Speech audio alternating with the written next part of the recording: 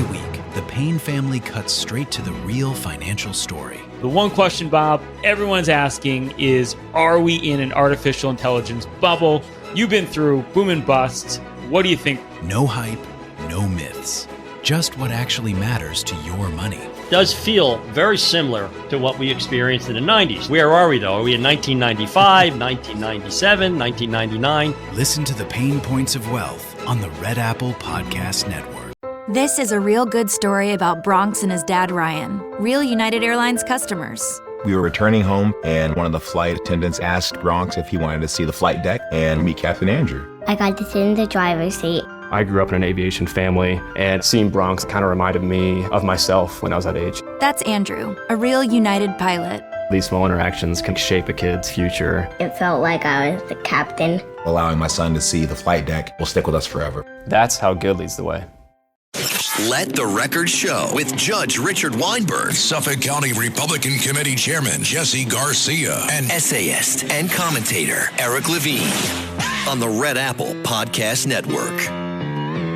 Welcome back to Let the Record Show with Chairman Jesse Garcia of the Republican Party. Jesse is the county chair of the Suffolk County Republican Party, as well as being the vice chair of the New York State Party. With us is our co-host, Eric Levine, known attorney, commentator, and essayist, and I'm Judge Richard Weinberg, and we hope, since the last time we chatted together, that everyone had a wonderful Hanukkah and a Merry Christmas, and we're looking forward to continuing our discussions in the new year. I want to begin by thanking Jesse and Eric for all the hard work they do over the years. It's absolutely essential that the three of us coordinate and share ideas.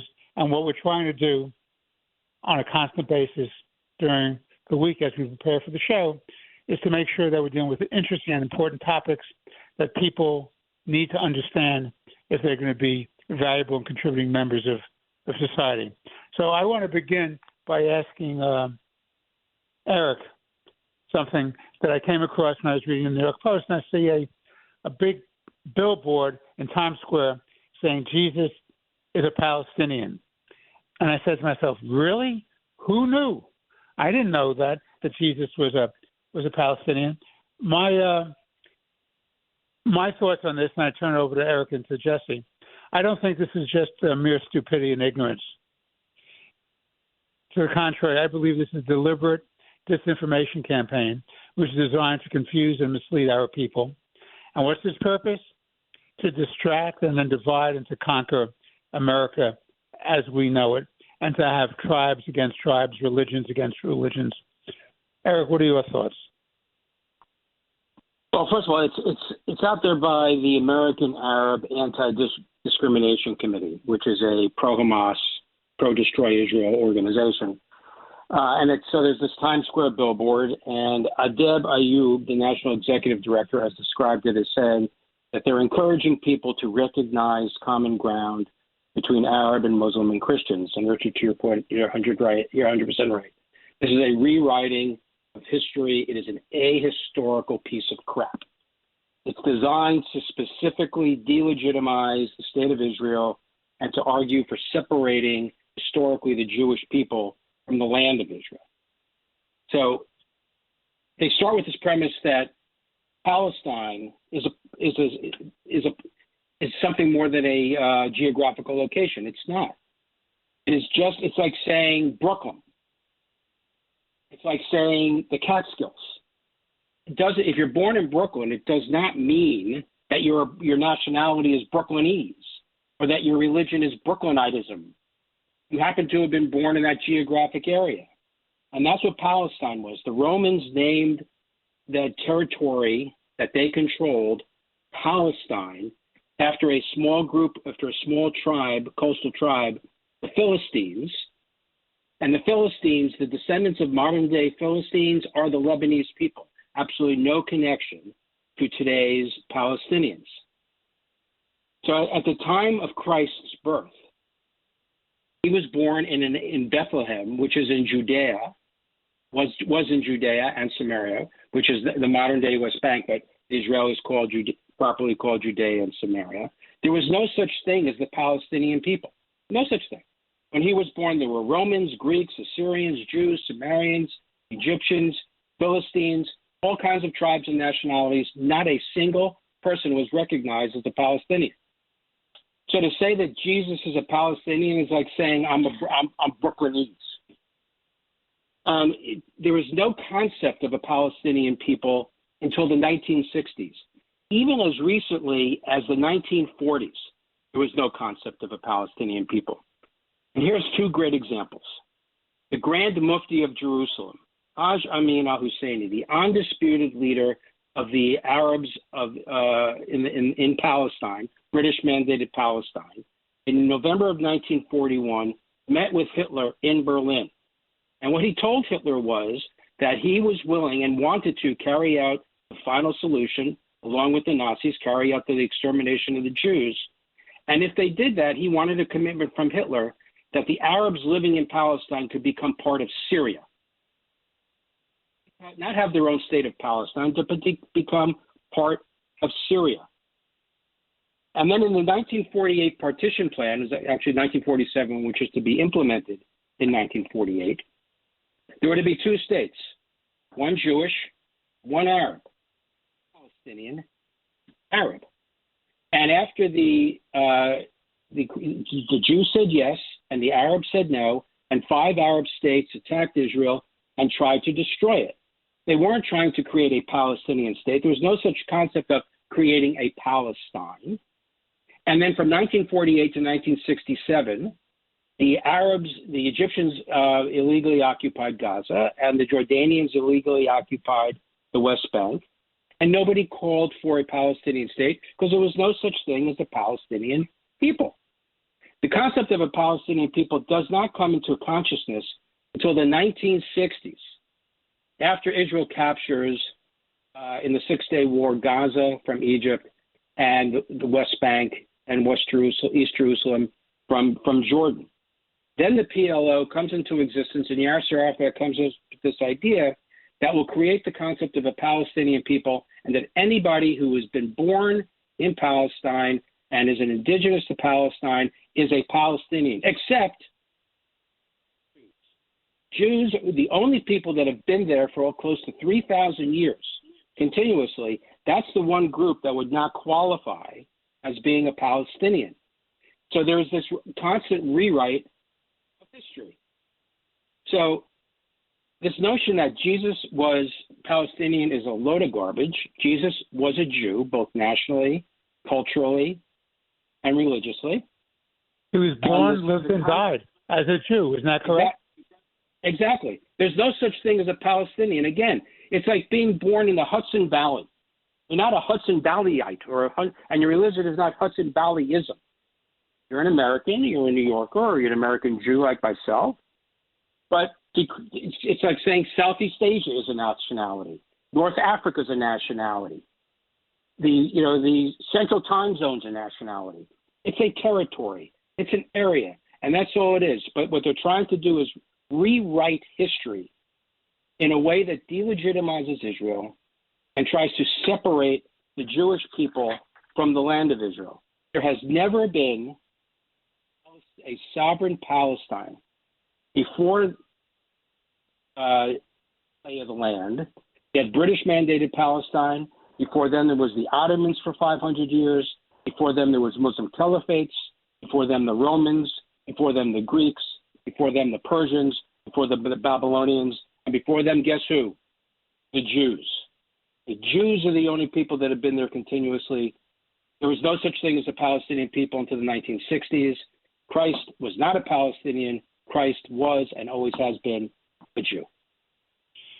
So, Jesse, what are your thoughts on this? My thoughts are very simple, and I appreciate the historical background that Eric provided us. And let me begin by wishing everyone a Merry Christmas and a Happy Hanukkah. I hope everyone was very safe and was with their families. But going back to this ad campaign of Jesus is Palestine, it's what you have both said. I think the historical context is important because it demonstrates how, through marketing, that there are no boundaries, that these Jewish, anti-Christian organizations anti-Western Western society will go to try and cloud, manipulate, or confuse issues like the faith, either the Jewish faith or the Christianity and such. This is nothing more than more of an attempt to split groups apart, because that is when evil groups like Hamas and those who want to do wrong and bring evil to the world will be successful, is by splitting and splintering those peoples of faith and pitting one against another. In this case, it's more about pitting a bunch of different faiths against one. In this case, being the Jewish state. But I think we are a lot more smarter than that. We are going to be able to call it out, but I think it's important to call it out, point it out. And as Eric did, and you just did, Judge Weinberg, you pointed out the hypocrisy and the wrong-headedness of this and how it's wrong, just plain off wrong. And Eric going through the details of the historical background of this is nothing more than Jesus was a Jew. And, from my faith being a Catholic faith in Christianity, he sacrificed, the Lord's only son was sacrificed for all of us and all our sins. But there are these groups, as you pointed out, Hamas, those evils in Palestine, those that want to split the world into splinters so that they can, flourish in chaos. It's important that we call them out, we straighten out the narratives, and we let people know that those good, fair people of faith, of all faiths, who want to come together and move forward in peace and serenity, then we should do that. But certainly not at the expense of one group being exterminated and wiped out from the world, or any group. And we're seeing that certainly on the attack of the Jewish state by those groups like Hamas and others. And we're seeing that even in Nigeria, where Christians are being basically under genocide. So it's important that we do this, that we start off this show during a holy time of the year and with a new year beckoning on the precipice of a new year, to point out this manipulation by an anti-Jewish group that only wants to sow more discord and confusion. Well, Jesse, that's a superb segue, because there's another issue that I want to raise. And we all either knew personally or had met on occasions a leader of a group called Turning Point. That was Charlie Kirk. And Charlie Kirk was assassinated. And Charlie Kirk's vision was bring people together, listening in a common sense, rational way to find common ground. The problem we have now, that since Charlie Kirk's assassination, there's been a struggle within Turning Point. The larger struggle is within the so-called conservative movement. We can argue whether who's really a conservative or not. That's a different discussion, or maybe it's the same discussion. I'll leave it to Jesse and Eric to discern that for me. But this is what's going on now. You have Tucker Carlson, who used to be a reputable commentator, opinionator on Fox, who was discharged from Fox. He's become more and more rabid, anti-Semitic, anti-Israel, pro-Putin. His latest manifestation is he brings in this character named Nick Fuentes onto his show. And what does he do? Fuentes goes on and on. Fuentes is anti-Semitic, a colossal Jew hater, anti-Israel, a big supporter of Hitler and Hitler's mission, a disaster. And Tucker Carlson's answer is, well, I just want him to get his ideas out there. I don't support them, which is just a cop-out. And to his credit, Ben Shapiro, a very learned gentleman, goes to Turning Point, gives a major speech, and challenges the Tucker Carlsons, the Nick Fuentes, and the Candace Owens for their rabid anti-Semitism and their Jew hatred. And I want to get Eric's thoughts on that. Yeah, so I've been saying for a while, and I said it on the show a couple of times, people should be watching very carefully what's going on at Turning Point USA, because there's going to be a fight to control it. And we're seeing that fight has bubbled to the top. I'm with Ben Shapiro. Let's understand who Tucker Carlson, Candace Owens, and Nick Fuentes are. These are the three people who are, and Steve Bannon to a certain degree as well. These are people who are fighting to wrest control of TPUSA. These are of the Nazi. Tucker Carlson was just recently voted anti-Semite of the year. Candace Owens is a mindless bigot who is also an anti-Semite. Now, what they have in common with the radical left, the Zoran Mamdanis and the AOCs of the world, they hate Israel, they hate Jews, they're nativists, they're isolationists, they're historical revisionists, they're Holocaust deniers. So they have a lot in common with the DSA, and not much in common with the traditional Reagan Republican wing of the party. And it's very important, as Ben Shapiro has pointed out, just like countries have borders, ideologies and movements should have borders. And we don't want these bigots, these freaks in our party. Now, there's precedence for this. In the 1960s, Ronald Reagan, Barry Goldwater was defeated. The John Birch Society was very much in ascendance. Both Reagan and Birch had supported Goldwater in the election in 1964. He was eviscerated by LBJ. But the John Birch Society, which was a Nazi organization, and Robert Welch was somewhat ascendant in the Republican Party. Ronald Reagan stood up and said, I want nothing to do with what he described as, quote, the lunatic fringe. We cannot have the lunatic fringe in our party. And he went on to say, quote, I will never seek their support. Reagan crushed them. Reagan crushed them. Now, there's this notion that we should not, as Republicans, we should welcome in the Tucker Carlson wing and the Ben Shapiro wing. And that way, because of politics is about addition and multiplication, not subtraction. You just said Tucker Carlson and Ben Shapiro. You mean the Tucker Carlson, Carlson, Fuentes, and Candace Owens. That's what you meant. Right. So that we don't want that lunatic fringe, because it's all about. It's true that politics is about addition and multiplication, not division and subtraction. But if you bring in the lunatic fringe, like Owens, like Carlson, like Fuentes, like Bannon, then you're going to force out Jews, Hispanics. I mean, this is a nativist group that doesn't want any immigration here, even people that have come here legally. African Americans who've been voting who've been voting Republican in increasing numbers. For this group, all there are white males. It's really very problematic. Women are going to be offended by this. So you may bring in more people on the lunatic fringe, but you're going to be forcing people out. So we really need to follow the Reagan model, because what happened after Reagan helped force out the lunatic fringe? The Republicans won the presidency in 68, in 72. There was a blip in 76 because of Watergate, but then Reagan won it again in 80, in 84. George H.W. Bush won it in 88. Reagan won as governor in the 1960s. So you can win by forcing out the lunatic fringe, and I would argue that you will lose if you bring in the lunatic fringe. And just look at the Democrats. That's Eric, that's very well said. We just got a flash from the control room. We have to take a break, but your point is well said and well taken. Neither party should have lunatic fringes, and the idea of having a broad tent does not include racists, anti-Semites, Islamists, or Nazis. Both parties better wake up to keeping that under control.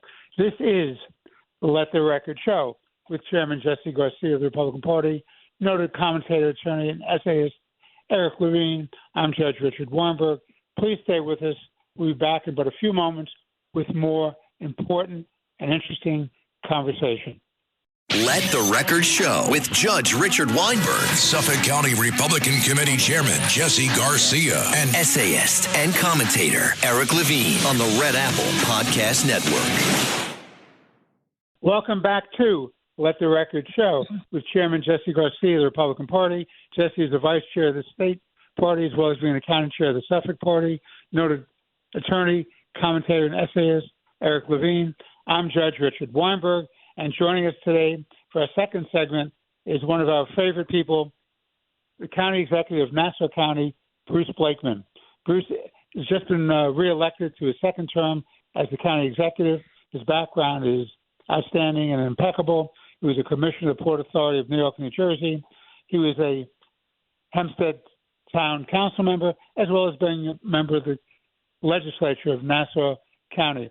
His county, Nassau County, is noted by objective observers as being the number one safest county in the United States of America. It's well run, have balanced budgets, and they care about the quality of life of the people. Bruce, welcome to the show. We're delighted to have you here. Thanks very much, Judge. It's an honor to be on. Well, Jesse, since I'm turning you over to a fellow Long Islander. I'm only half a Long Islander. But kind of counts, doesn't it, Bruce? I used to say the better half, but I can't say that anymore. No. You're about to be the governor of the whole state, so it all counts. Jesse, Mr. County Executive, thank you for being with us.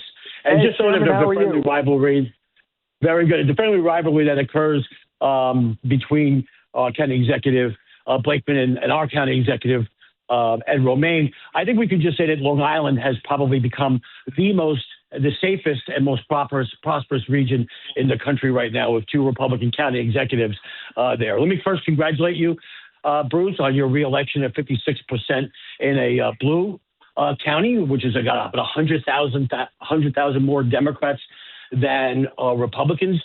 Knowing firsthand with your Chairman Joe Cairo, is a dear friend, the coalitions that you have built in Nassau County over your last 4 years, and even during your time in service there in serving the public. But I mean, there's a great question. You know, the race for governor has shaken up. You are the presumptive nominee for the Republican Party and the Conservative Party. You have just received the endorsement of President Donald Trump, the leader of our national party. And right now, I mean, for those listeners, and our listeners go beyond the Long Island region, they go up to upstate, into the Hudson Valley, into New York City. You know, why don't you just, in your own words, talk about how your policies that you set into place, that you have executed, because you have executive background, which is critical at this crossroads that we're facing here in the state of New York and our future. What would a Governor Blakeman administration look like on day one when first elected? of all, Chairman, thank you so much for your support and your committee. Ed Romaine and I have a similar philosophy in governing. Balanced budgets, safe communities, making sure that people are put first, that New Yorkers are put first, and creating an environment where people can actually flourish and prosper. And that's what we all want for our kids and our grandkids.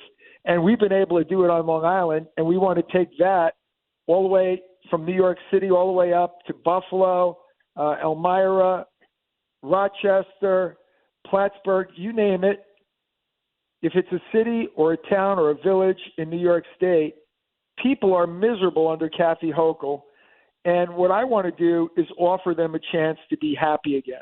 And I want to make them happy by having safe communities, getting our priorities straight, putting New York first, making sure that we create jobs and economic development and prosperity for our kids, and do the things that our parents taught us to do. It's not that difficult to do if you use common sense and if you remember all the things that we were told, working hard, not getting something for free. The answer is not giving a free bus trip or a free cell phone to somebody. The answer is to put people in a position where they can not only pay for necessities, but they can afford also some of the luxuries in life, the niceties in life, to be able to take your kids on vacation, to be able to buy a party dress for your daughter. That's what all New Yorkers want. And unfortunately, the misery index in New York is just off the charts, the highest taxed state in the United States. It's overregulated. Businesses have left. People have left. Lost hundreds of thousands of people. I want to bring them back, and I want to keep the people that are here by making them happy, by putting New York first. I just have one more question, and I'll turn it over to my colleagues.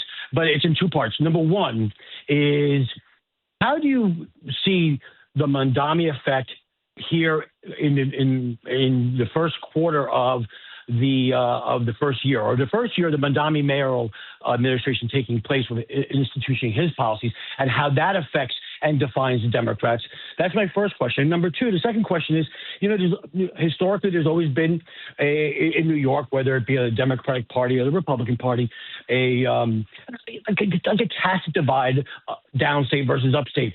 How are you going to tackle that upstate upstate connection with yet another Long Islander that's going to be the standard bearer for our party? Yeah, so that's a very good question, Jesse.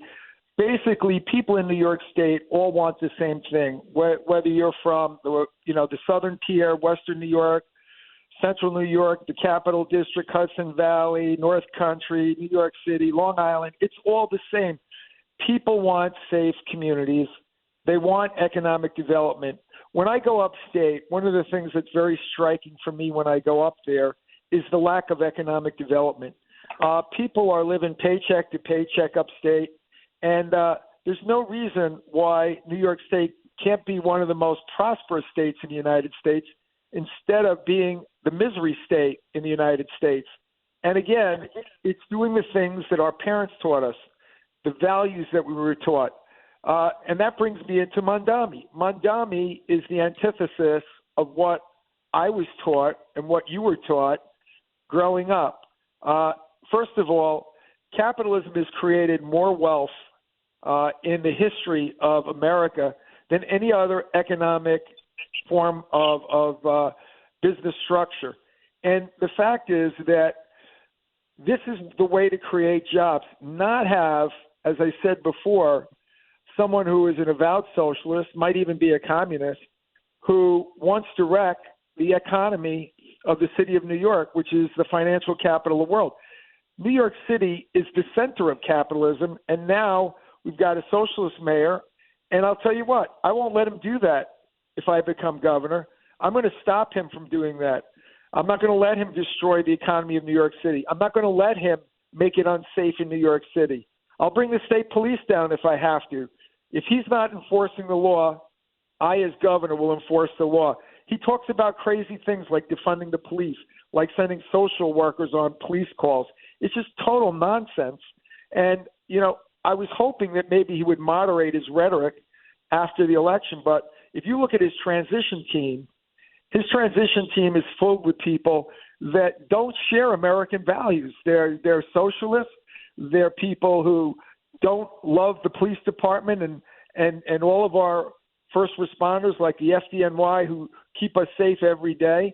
They think it's just going to happen by itself. And, as governor, I'm not going to let that happen. I'll stand up to Mondami. If he's not enforcing the law, I will. And I will not let him destroy the financial capital of the world of New York City. Eric. Town Executive, welcome. Pleasure to have you. So I live in Westchester, but I am a proud graduate of the class of 1976 from Walt Whitman High School in South Huntington, Long Island. So I was born and bred on Long Island. And we won't put you on the spot, but I just want to let you know I'm a Mets fan, and Jesse's a Yankees fan, and historically Long Island has been a haven for Mets fans. I won't ask you where you are, but just wanted to point that out. So let me say this. One of the things that I never want to be is a phony politician and hedge. So I will tell you clearly, my father was a Yankee fan. I was brought up a Yankee fan. I'm a Yankee fan. And that's not to denigrate any Met fans out there, and we love the Mets. I think the race has just ended today. Thank you so much. We should book this in the Republican column for New York governor. And by the way, I'm a Bills fan. Look, I have told my kid I can forgive any sin. They just can't marry a Yankee fan. So I'm not sure where this puts me. But in any event. Well, if it was Derek Jeter, you might change your mind. No, then it's even worse. The most overrated shortstop in the history of baseball. Oh, my gosh. Oh, my God. For another time.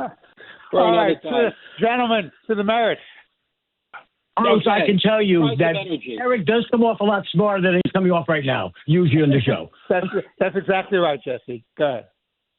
All right, the price of energy. One thing that it's been a colossal failure for this state has been energy.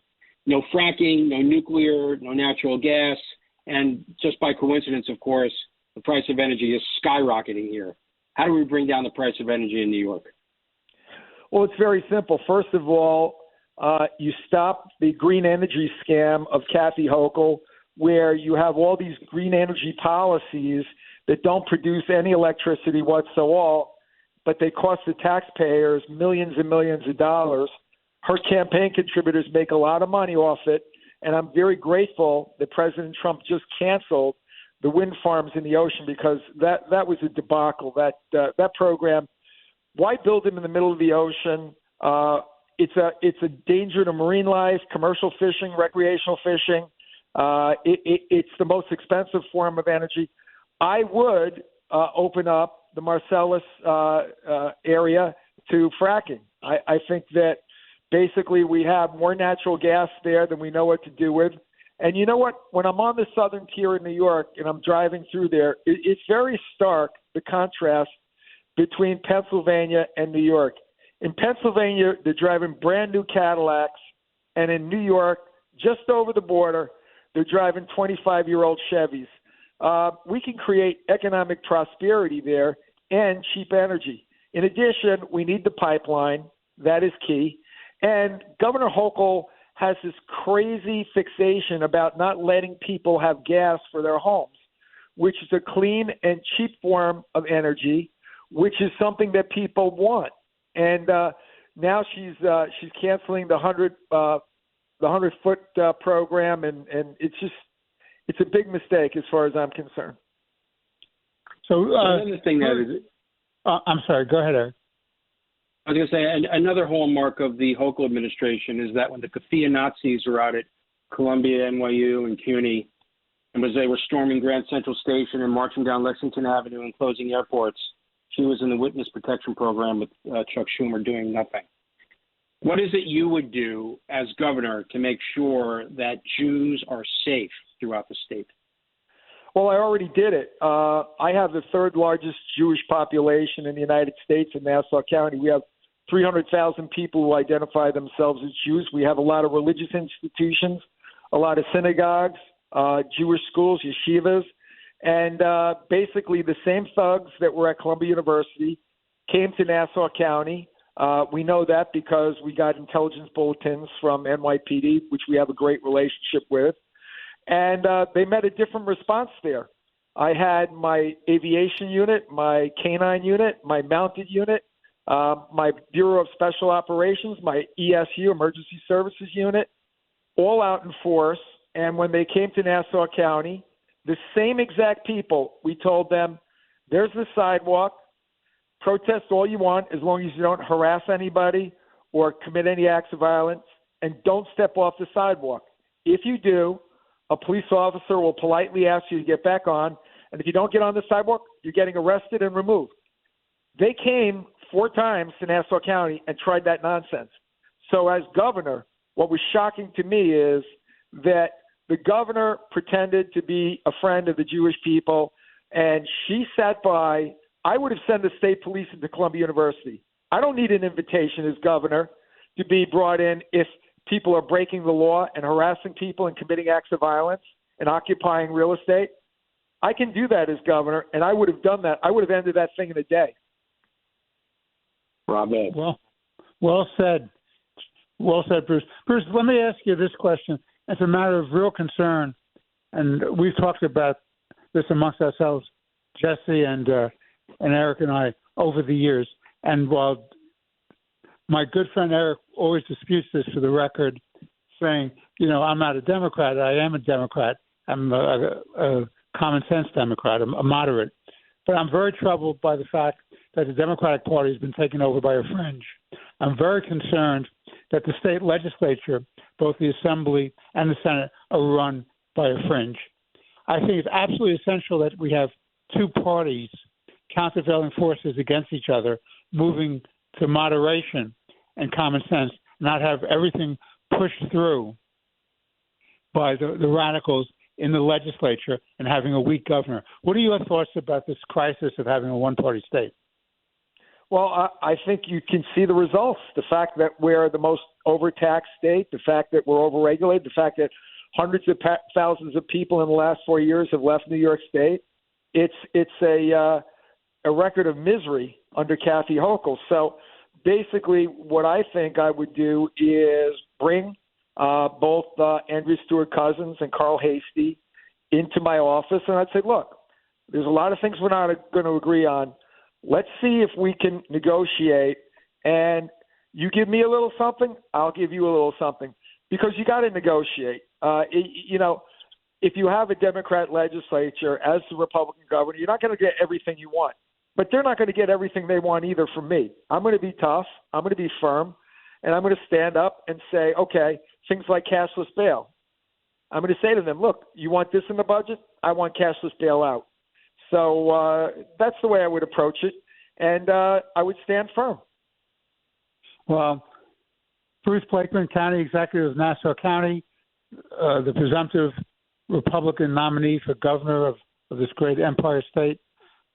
Jesse and Eric and I want to thank you for being on the show today. This has been a fascinating conversation. You're a great public servant. We're honored and privileged to have had you on the show today. We wish you every good wish in the forthcoming campaign. The future of New York State depends on common sense leadership, and you've demonstrated throughout your years of public service that you are the embodiment of common sense, vision, and action. So we're wishing you a great holiday season, and we wish you a very healthy and happy New Year and great success in the new year in your political aspirations. Thank you for joining us today, Mr. Well, County happy and healthy New Year to all of you, and it's an honor to be on the show. I hope you invite me back again real soon. Thank you. Absolutely. Thank you.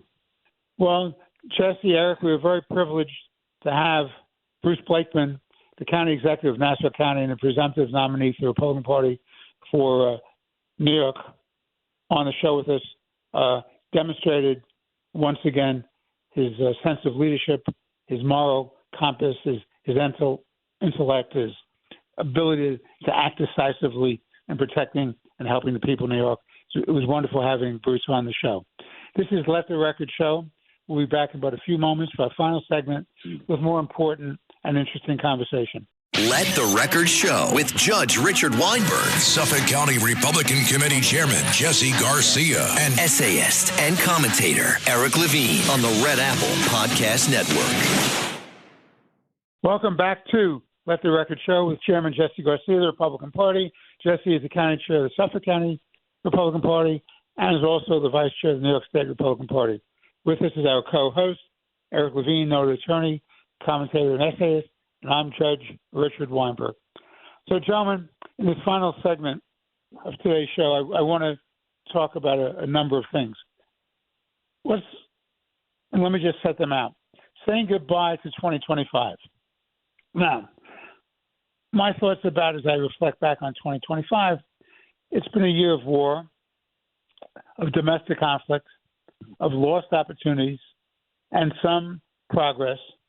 And a large amount of that progress, as far as I'm concerned, has to do with the leadership of President Donald Trump. And I want to get your thoughts on those issues. The other issue I wanted to talk about is welcome to 2026. So what do we look forward to in 2026? A year of more of the same, or are we going to have more hope for America and for the world? And I have two other topics that we'll get to that are related to those earlier topics. One is the importance of the midterm elections, and the other is, in my humble opinion, Trump could be a really great president, historically great president. Is he able to rise to the challenge? Will he rise to the challenge? So, Eric, let's begin with you. We're saying goodbye. I'm sorry? I was going to say, it's a good thing you narrowed it, really narrows the topic here. Yes, well, so, take it any way you like. Take it any way you like. Exactly. Let's talk about. Go ahead. I'm sorry.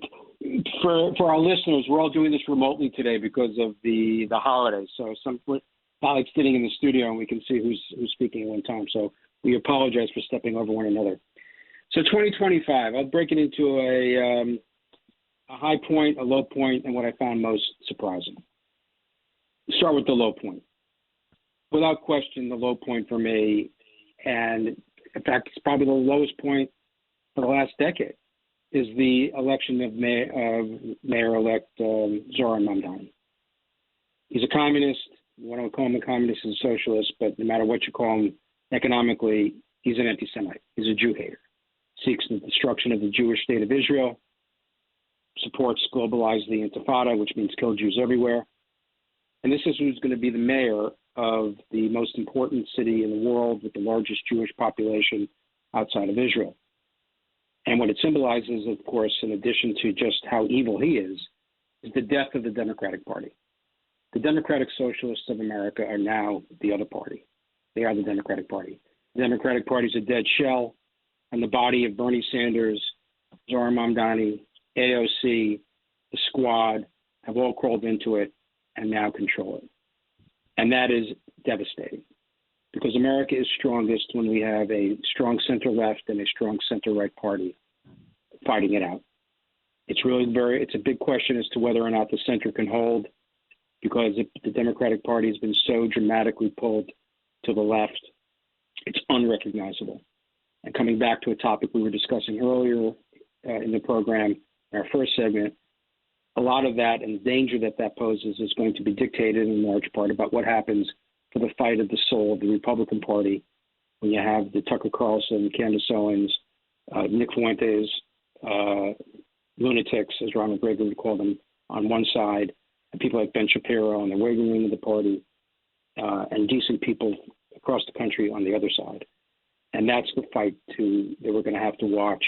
So I can't say that that's the low point yet because we don't know who's going to win that fight. That's going to go over into 2026.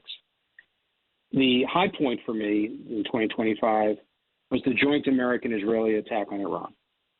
That really set the stage for reasserting American dominance around the world, reasserting American exceptionalism around the world, proving once again that America is the indisposable nation, fortifying the American-Israeli relationship, which is critical to the defense of Western civilization and our freedoms around the globe. Iran is part of the axis of China, Russia, Iran, and North Korea, and the attack on Iran has removed it currently from being an imminent existential threat to Israel and the West, and it's put it back on its heels. It is defenseless. It has no missile defense system. It is not currently close to the development of a nuclear weapon, but it is still a threat. But it has been put back on its heels, and that to me is the high point for a whole variety of reasons.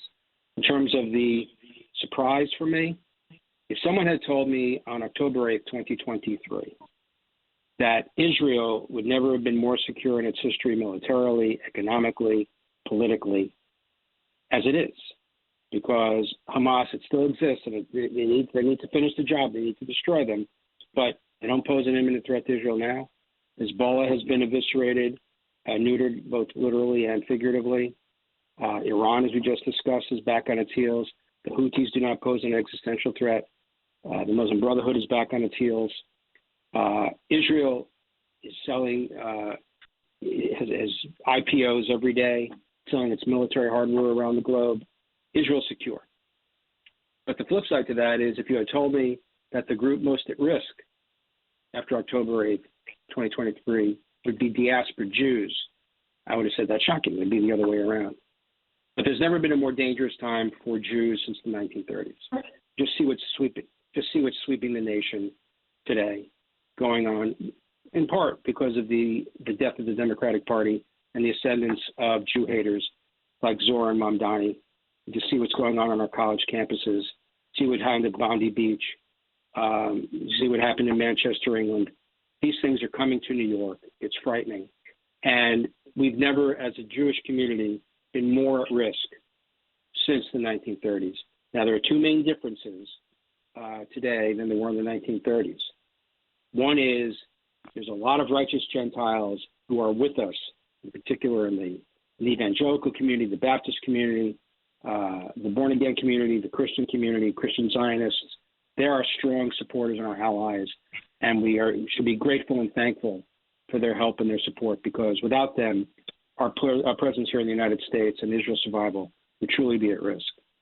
And the other is, of course, the existence of the state of Israel itself. People should never forget that Israel doesn't exist because the Holocaust occurred. The Holocaust occurred because Israel did not exist. And what the enemies of Israel want to accomplish by destroying Israel is putting Jews back into the 1930s when there is no Israel. And that vision, that reality, which has always been a possibility, is frightening. So that has been the greatest shock to me. And we can talk about 2026 as we go around. All right. So, Jesse, what are your thoughts about saying goodbye to 2025? For 2025, the highlight for me is that the Republicans demonstrated and have shown the American people they're able to govern. Because good government is, in my job, makes it easier to do good politics. And when I say that, I say it through the leadership of Donald Trump. He's an unabashed, patriotic American. Through his foreign policy initiatives, he has restored America's presence on the global stage. He has exerted America's dominance, whether it be militarily, economically. He was not deterred. Even when naysayers were speaking about tariffs and interventions in different regions of the world, or maybe he should be blowing up, drug boats in the Caribbean, basically restoring the Monroe Doctrine here in the Western Hemisphere, because it wasn't right that carried, and these are boats that carried cocaine into our shores. He was undeterred. It also demonstrated that what I mean demonstrated we're governing is the elements of tax relief that will spur the economy, which is critical to all Americans, no matter of every way of life. Small businesses, those in the public sector, those in the private sector, those looking for a hand up, not a hand out. This new tax bill, it's the restoration of the largest middle-class tax cut in the history of our nation. And that's going to be coming to bear as everyone prepares their tax forms this year after January 1st. No tax on tips. That's new. That's more money in people's pockets. No tax on overtime. The hardworking men and women of their trades keeping more of their money. Seniors who are on fixed incomes. No tax on Social Security. And in families, doubling the child credit. That demonstrated the ability of the Republican Party with slim majorities in both the House and in the Senate to get their act together, because it was only about 18 months prior to that the Republicans couldn't even agree on a leader in the House of Representatives and brought the government to a halt because they couldn't do business. So that, for me, was the highlight. My low light is the fact that Democratic socialists, it did not matter. In politics, there's an old adage: you vote your district. There is so much Trump derangement syndrome amongst the Democrats. There is so much need for the Democrats to seek power, influence, and greed again, like the Chuck Schumers of the world, that they would vote and stop anything put forward by President Trump for the sake of just trying to book a win, utilizing the courts against his criminal justice initiatives to make our streets safer, to secure our borders. They continuously use the judiciary, and they know it is going to ultimately end up wrong and overturned, but they still do it. And specifically, Representatives Gillen and Swazi of Nassau County and every New York Republican, dare I say, every New York Democrat, not Republican, every Democrat from a blue state that has high SALT numbers or SALT burden on their residents, SALT, state and local tax deduction. That increased under Donald Trump and the Republican Congress by 400% here in New York. Those Democrats, they voted no. They voted no, not because it's bad policy, but because they had to stick with their party to try and book a win that did not work. And they were trying to deny their residents the benefit of this tax relief package that they've been clamoring for. The surprise for me is the fear that Lincoln once had warned us, that the destruction of our country will come from within. And we have allowed, through open borders over the last 4 years, a segment of the population that is here to destroy the very fabric of our society. They want to replace our way of life with Sharia law. They want to replace our, capitalistic society that has enriched tens of thousands, if not millions, of individuals, that make sure that we're not in a caste system here in the United States, that someone's own individuality and entrepreneurial spirit can rise them up from someone that maybe was on welfare to now a billionaire who runs a major corporation. Socialists, the Democratic socialists, and those who want to allow Sharia law to be replaced in segments of our community, and we see this, that is what's most surprising. And America needs to wake up, because of the threat that we were warned about the destruction of our nation will come from within. We've allowed these individuals and these groups to come in to subvert our way of life. There are some of those in the mainstream media that coddle their interests, back their interests up. Those are even in those major big tech corporations and big corporations fund them, like the George Soros groups or the individuals of the world, all for the sake of destroying the American way of life. So for me, I'm happy for 2025 that the Republicans, led by Donald Trump, and here locally, with Ray Tierney and all those, like Bruce Blakeman and all those elected Republicans this year, that we have restored American exceptionalism and American patriotism in our lexicon and our daily lexicon. And it's a fight we need to keep doing well into 2026. Well, that's a great segue. I think you gentlemen covered that topic of saying goodbye to 2025 well, so I want to focus ahead to welcome them to 2026. So I raised the question of a year of more of the same or hope for the world in America. And that's, by the way, related to the other two topics that I want to talk about and I want you to talk about in our remaining time. The midterm elections are probably the most important midterm elections in our lifetime. The issue is, how are we going to respond as a country and as Americans, deal with the foreign domestic threats that face us? The results of the midterm elections will tell us whether we'll be stronger or more exposed and weaker. And Jesse's absolutely right. We have the internal threat of a divided country, and Lincoln was right. So both Jesse and Lincoln were right. A divided country will not stand united. It will fall. It will be taken over both internally and by foreign powers. This is a danger.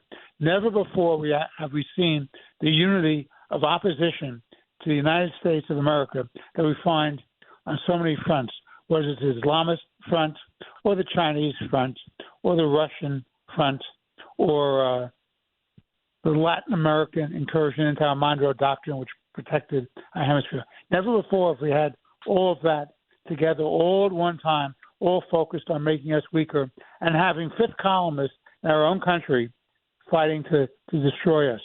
Never before in the history of America have we had a disastrous country situation where 10, 15, 20 million illegals came in, poured in, because the Democratic Party, the Biden administration, the Biden-Harris administration allowed these people in with no vetting, no commitment to the integrity, the constitutional republic, the sense of freedom of speech, freedom of religion, freedom of association.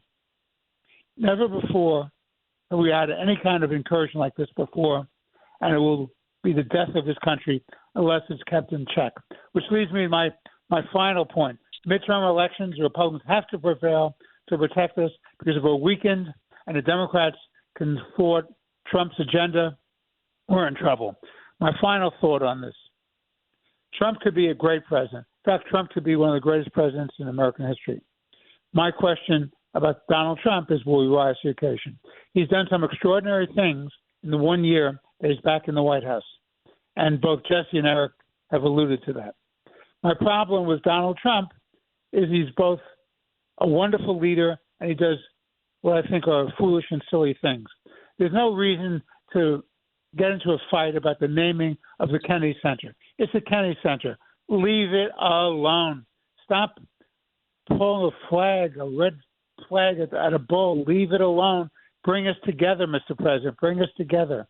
Next, why are you getting involved in pictures in the White House walls where you have negative, sarcastic comments about the previous presidents? Leave it alone. Try to bring us together. If the Republicans are going to maintain leadership, we have a future in America. If they lose leadership, and the Democrats like the Harrises and the Walshs take over, we will lose our standing in the world. We'll be under attack continuously.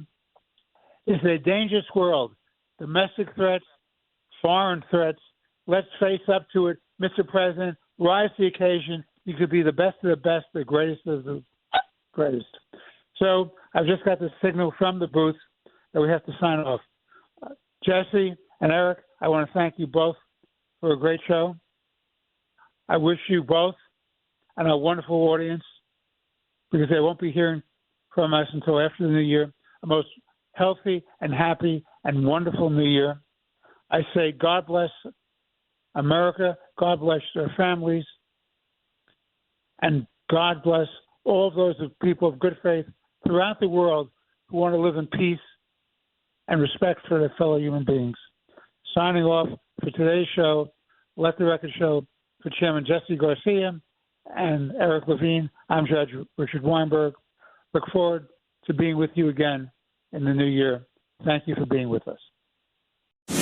Thanks for listening to Let the Record Show with Judge Weinberg, Chairman Jesse Garcia, and Eric Levine. You can hear Let the Record Show Sunday mornings at 6. If you like the podcast, share it with your friends and listen anytime at WABCRadio.com and download the WABC Radio app. Hit that subscribe button on all major podcast platforms. Plus, follow WABC on social on Instagram, TikTok, Facebook, and X. See you next time for a new episode, so you never have to wonder, what the heck is going on here?